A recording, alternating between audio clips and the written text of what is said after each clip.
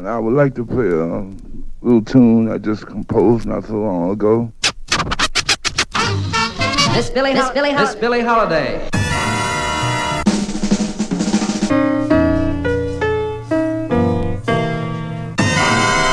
Bird.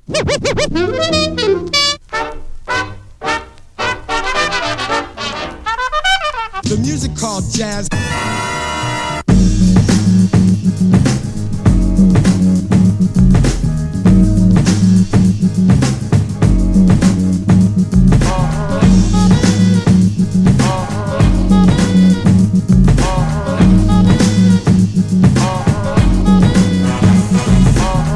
In the sounds of the African, or should I say the mother, bringing us back again from the drumming on the Congo. It came with a strong flow and continued to grow.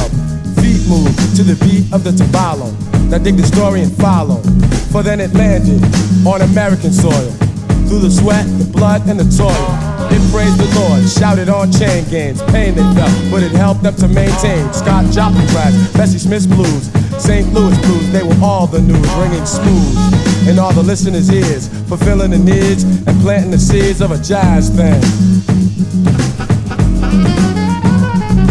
King Oliver's group was a train coming through to Chicago, bringing a New Orleans groove, and when Satchmo blew, the audience knew. Basin Street Blues was no whorehouse tune, it was music.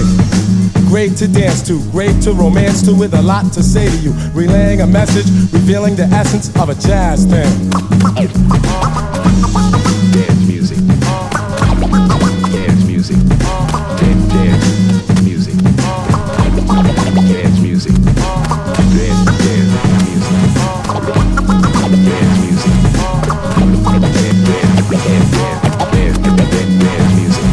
In the 40s came bebop, the first bebop, the real bebop. So let me talk about Diz and Bird, giving the word, defining how a beat could be so complete. Playing with ferocity, thinking with velocity, about ornithology or anthropology, and even epistrophe. And this is real history, Thelonious Monk, a melodious thunk. No mistakes were made with the notes he played. His conception was recondite, a star glowing bright among dim lights. The critics did cite that he sounded alright. And Charlie Mingus, such nimble fingers, dropping the bass all over the place. And Max Roach, cymbal socking, bass drum talking, snare drum rocking, restructuring the metaphysics of a jazz thing.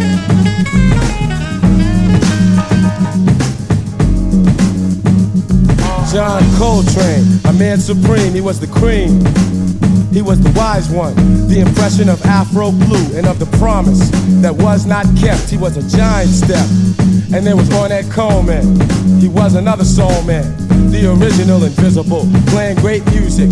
I wonder why the bankers couldn't use it. Now listen, see, the real mystery is how music history created Paul Whiteman or any other white man, and pretended he originated, and contended that he innovated a jazz thing. Of course we know who could really blow, scheming on the meaning of a jazz thing.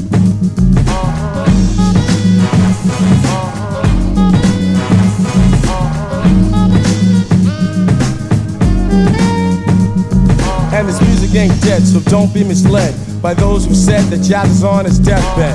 Cause when Betty Carter sings a song, ain't nothing going on but simply good music, and you won't refuse it. She's taking her time making the nuances rhyme. Sonny Rollins, tenor saxophone with a big old tone, reciting poems with notes as words. And haven't you heard?